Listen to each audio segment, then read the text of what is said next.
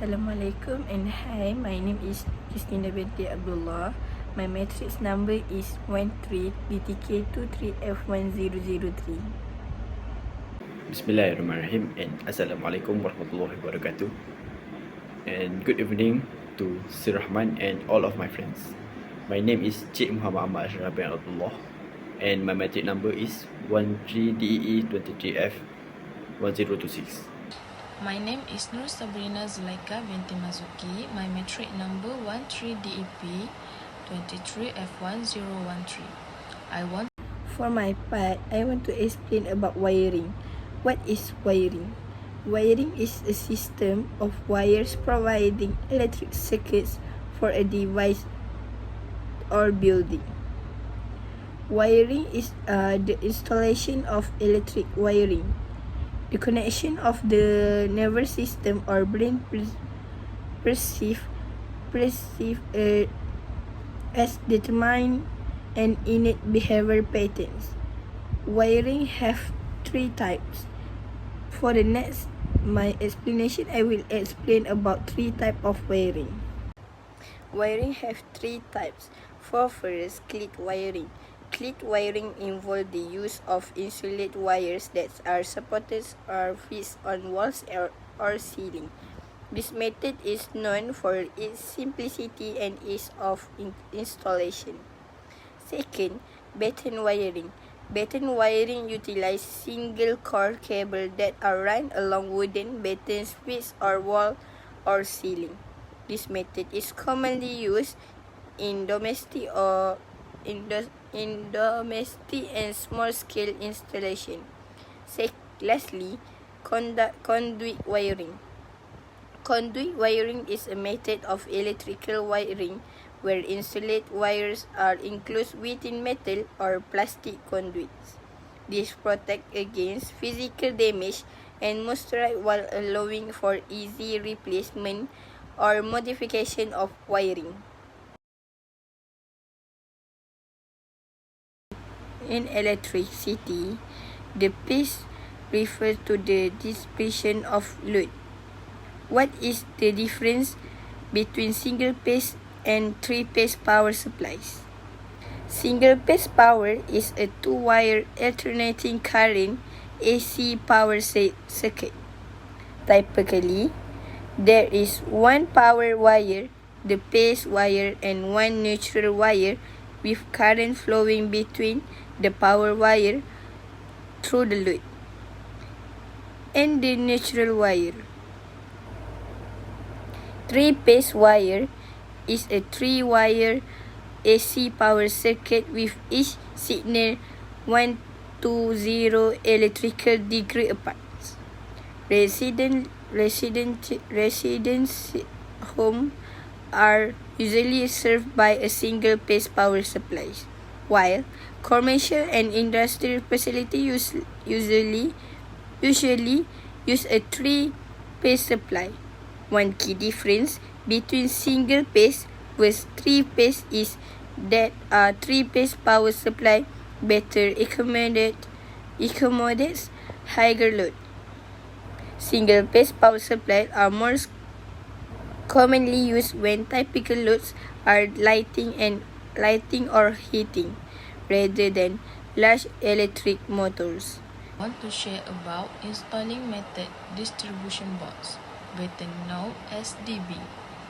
First of all, the installation of a DB begins by ensuring workplace safety, which involves switching off the main power supply to avoid the risk of electric shock.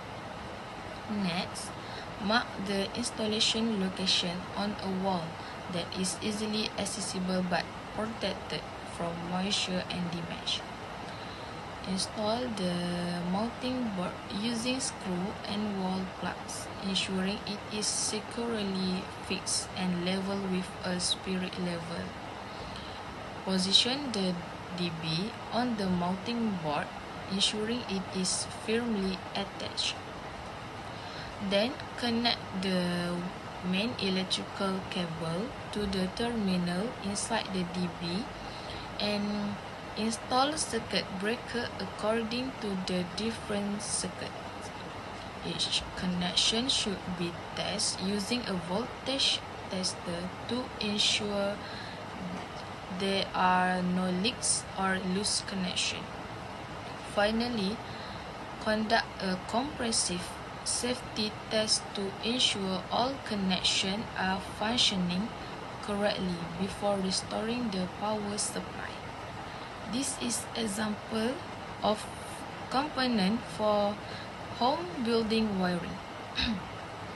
Number 1 is circuit breaker. Circuit breaker is device that protect the electrical circuit from damage caused by overload or short circuit by interrupting the flow of electricity. Number 2 is wire and cables.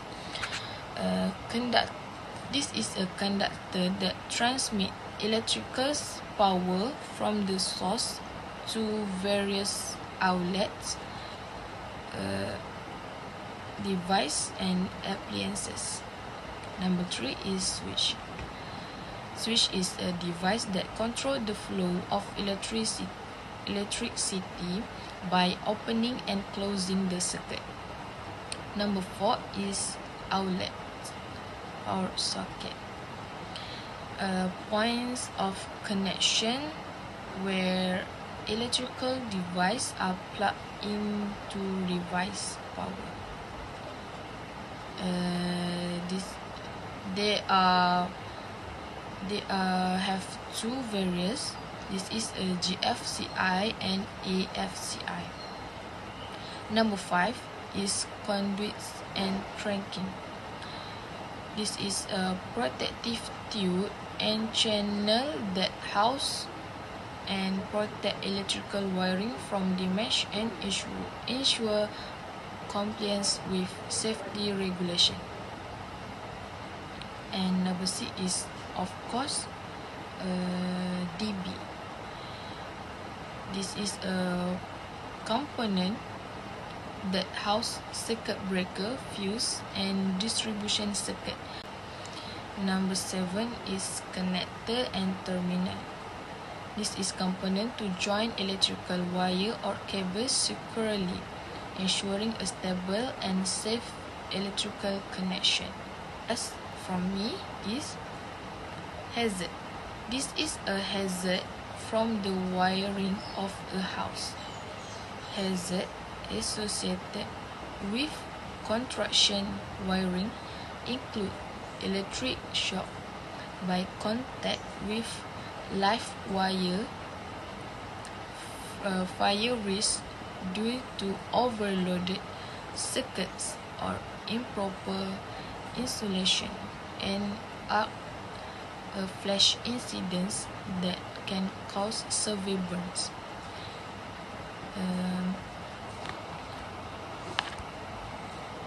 Additionally, fall from height may occur while working. Hazard arise from exposure or unsecured cable, and tool-related injuries can result from improper use of equipment like wire cutter and drills.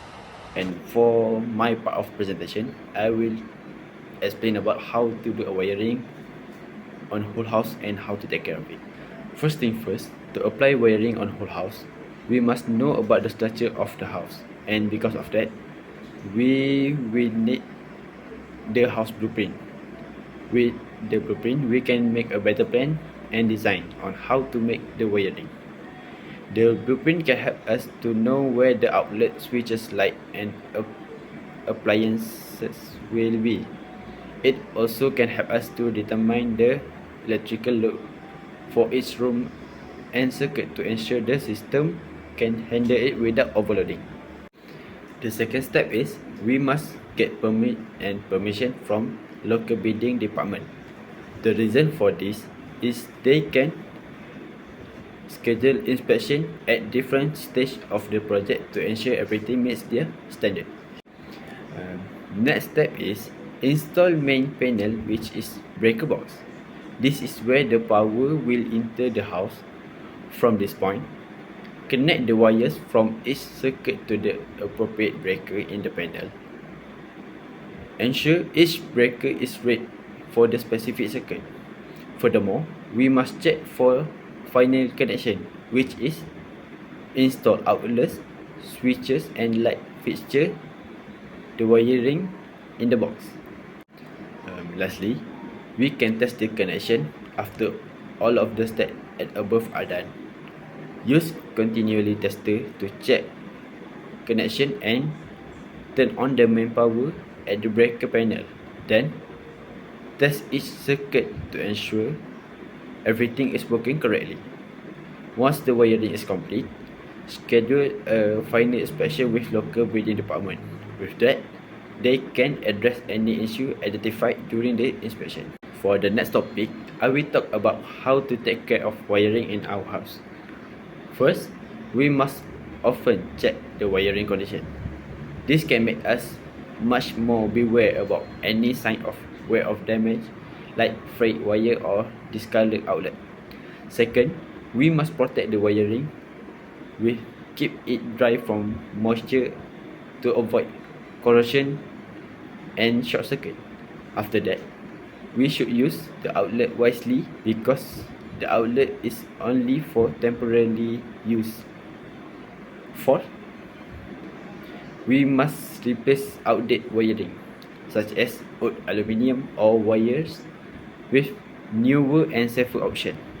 Next, we must protect our electronics and appliances from power surge by plugging them into surge protector. After that, we must always keep an eye for any problem such as flickering light, frequent breaker trip, or any burnt smell. Those might signal a wiring issue. Last but not least, if the problem about wiring is more than we can handle, we should call for professional. It's best to hire a licensed electrician to get the job done safely and correctly. Bye and thank you for everyone.